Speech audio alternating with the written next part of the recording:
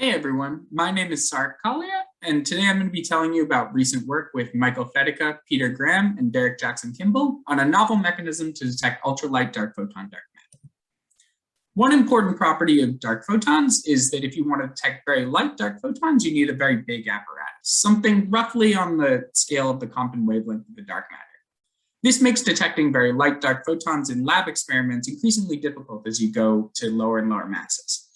Once you get below roughly 10 to the minus 14 eV, basically all the constraints come from large astrophysical objects. The properties of such objects, however, are somewhat uncertain, and so this leads to some skepticism around those bounds. There is, fortunately for us, one very large object, which happens to be very familiar, and well, we're all standing on it. It's the Earth. So in our work, we actually found a way to use the Earth as our apparatus for dark photon detection. In particular, we use it as a transducer. So it turns the dark photon into some observable magnetic field at the Earth's surface. Our setup is similar to a cavity or shielded experiment like ADMX or DM radio. In such experiments, you have some conducting shield surrounding some region of vacuum. And the role of the conducting shield is to keep out normal photons, but let dark photons in. And the signal you end up getting at the end of the day is some observable magnetic field inside the cavity. Our setup is similar, except rather than using man-made conductors, we use the natural conductors around us. In particular, we use the Earth below us and the ionosphere or interplanetary medium above us. It actually turns out for our purposes, both of these are pretty good conductors. However, the lower atmosphere in between them where we stand is actually a relatively poor conductor. So it acts as the analog of the vacuum in the cavity case. And just like in the cavity case, the signal you end up getting is some observable magnetic field inside the vacuum region right at the Earth's surface. Now, it's well known that very light dark matter with some very high occupation numbers can just be thought of as some classical wave, in particular with some Compton wavelength, say lambda dm.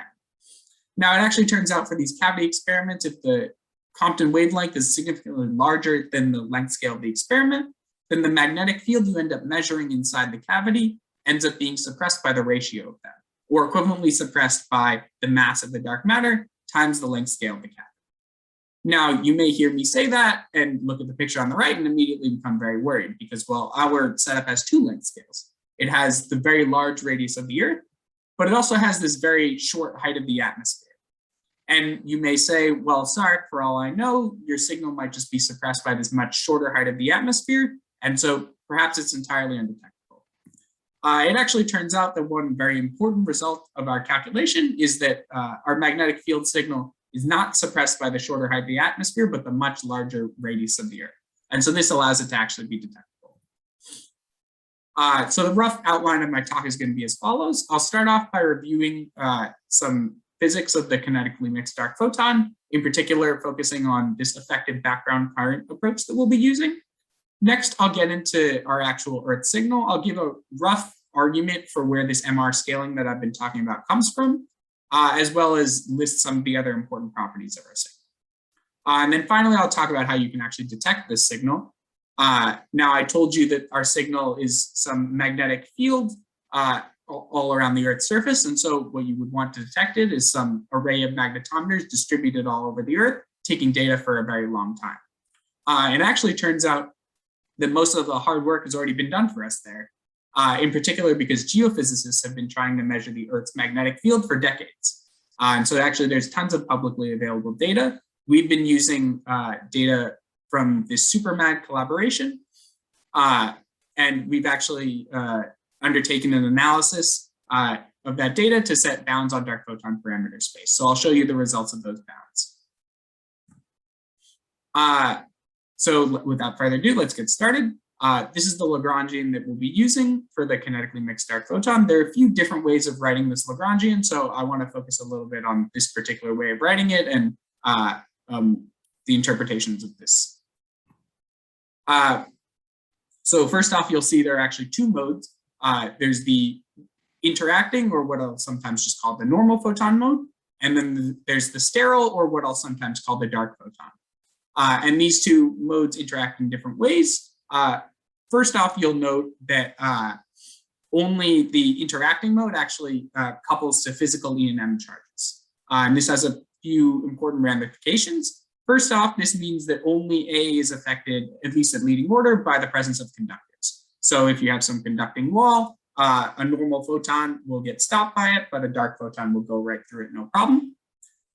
Secondly, this also means that the observable fields that you'll actually measure are those related to the interacting photon. They get no contribution from the sterile photon. Next, you'll notice the presence of this mass term, which means that one of our propagation states is going to be massless, but the other one will have a mass ma. For our purposes, this mass will usually be quite small. However, importantly, these propagation states are not A and A prime. This is because of the presence of this mixing term here, which leads to effects similar to neutrino mixing. So just kind of like neutrino mixing, you can start with some linear combination of A and A prime at one point in space, but if you let them propagate to another point in space, you can end up with a different linear combination of A and A prime there. Again, in analogy to neutrino mixing, you can see that the mixing effects are all suppressed by the mass of the dark photon. This means as you take the mass of the dark photon lower and lower, all of the mixing effects and thus all of the observable effects at all will slowly go away. And this is kind of where the ML or MR suppressions that I've been talking about are coming from. However, everything I've just said is only true in vacuum. The story changes a little bit when you're inside a medium like a conductor. In that case, actually, A and A prime are the propagation states. This is, again, it's somewhat an analogy to neutrino mixing. You might know that in medium, the electron neutrino actually becomes a propagation state. So it's a similar thing here for the dark photon. So this means at the boundary of conductors, you have this mismatch of states where inside the conductor, A and A prime are the propagation states, but outside it's some linear combination of them. And so this mismatch at boundaries makes it gives the opportunity for some interesting observable effect to arise. And so that's why the surface of conductors is a good place to look for effects of dark photons. So in our work, we use what we call an effective current approach. So when the A prime is actually the dark matter and the mixing between the normal and dark photons are relatively small, then A prime can just be treated as some background field, which is unaffected by the dynamics of the normal photon. And you can actually see from looking at the Lagrangian that the effect of A prime is very similar to the effect of some E&M current. And so we can actually just parameterize the effect of the dark photon by some effective current, which is related to the amplitude of the dark photon. Now, this effective current has some important properties coming from the fact that the dark photon is non-relativistic. In particular, we're actually going to take the velocity of the dark photon to be exactly zero. Firstly, the zero component of the dark photon just vanishes, or of the effective current, sorry, vanishes. Next, the spatial components are actually just constant in space because of this exactly V equals zero. And then also they oscillate with some with the frequency exactly equal to the dark matter mass. So the effective current can just be thought of as some current which is constant in space, coherently oscillating at some frequency that's just the dark photon mass. And then from there, this is just a single photon E&M problem with some background current. So this is very simple, something you could have even done as a first-year CAD student. So with that, the effective current approach in mind, we can now sort of see where this MR scaling I've been talking about comes from. So this is the sort of rough picture you should have of our setup. We have the Earth inside here and the ionosphere out here just as concentric spheres. And we're going to think of them both as perfect conductors. So the electric fields will just vanish at their boundaries.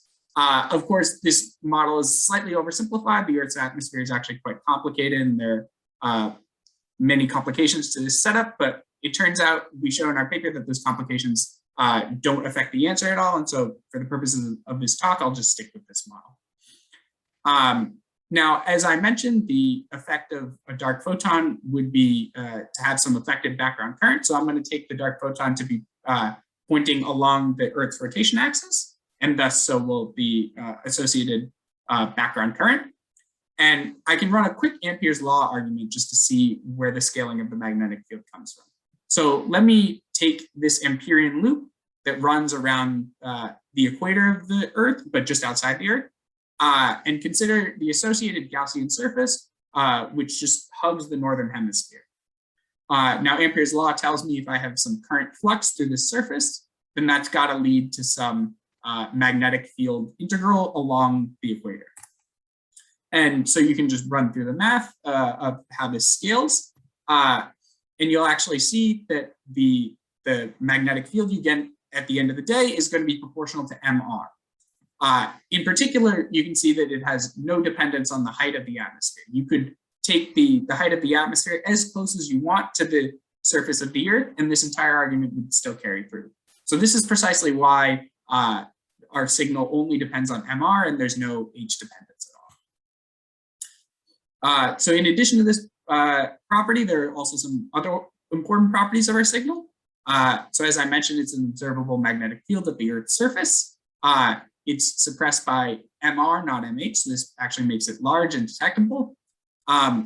Importantly, it's also spatially coherent across the entire Earth. So it has this particular global spatial pattern. You saw on the previous slide that at the equator, it points around the equator. It actually turns out that if the dark photon is polarized along the Earth's axis, then the magnetic field will always point along latitudes. So it has a very particular spatial pattern that you can look for in analysis. In addition, just like many other dark photon candidates, it's also temporally coherent, meaning in frequency space, it's very, very sharply peaked with this Q of 10 to the 6. And finally, it's actually very robust to precise details of the electromagnetic environment. So even if the model that I showed you was not precisely right, we actually show in our paper that the relevant components of the signal is unaffected to leading order by whatever boundary conditions you apply. You can already kind of see this from the argument I showed you on the previous slide, just because if you change the shape of the ionosphere, then nothing really changed about that argument. Great, so as I mentioned, we actually took data from the SuperMAG collaboration to actually look for the signal in real magnetometer data. The SuperMAG collaboration is a collaboration of several hundred magnetometers taking data over several decades. So this takes efficient advantage of the spatial and temporal coherence of the dark matter. So this makes it a good data set to look for our signal in.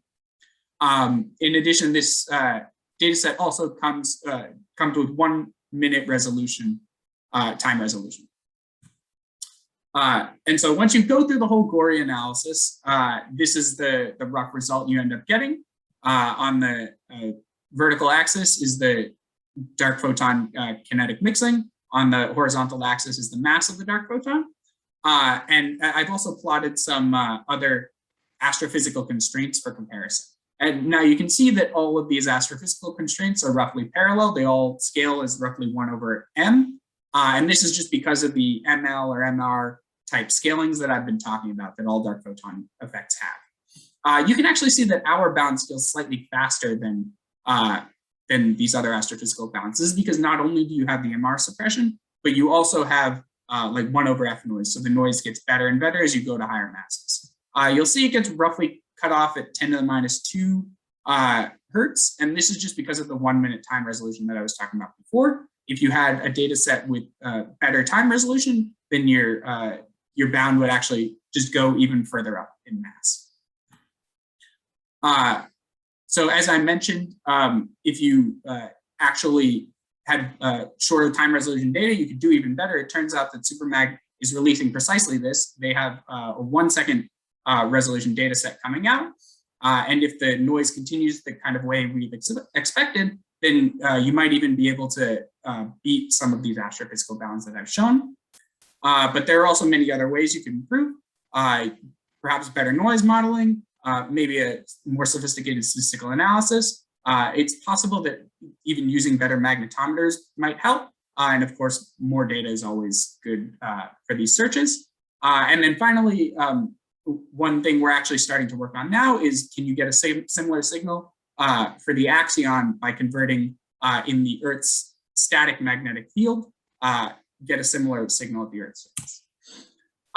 So in summary, I demonstrated a novel mechanism for probing ultralight dark photons using the Earth itself as a transducer. This takes advantage of the natural conductors around the Earth. Importantly, our signal is not suppressed by the short height of the atmosphere, but rather the longer radius of the Earth, so it's actually quite large. It's both spatially and temporally coherent and robust to any mismodelings in the environmental model I showed you.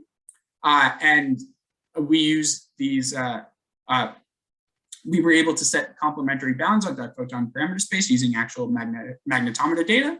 But with further research, we might be able to get even better results. So thank you for listening.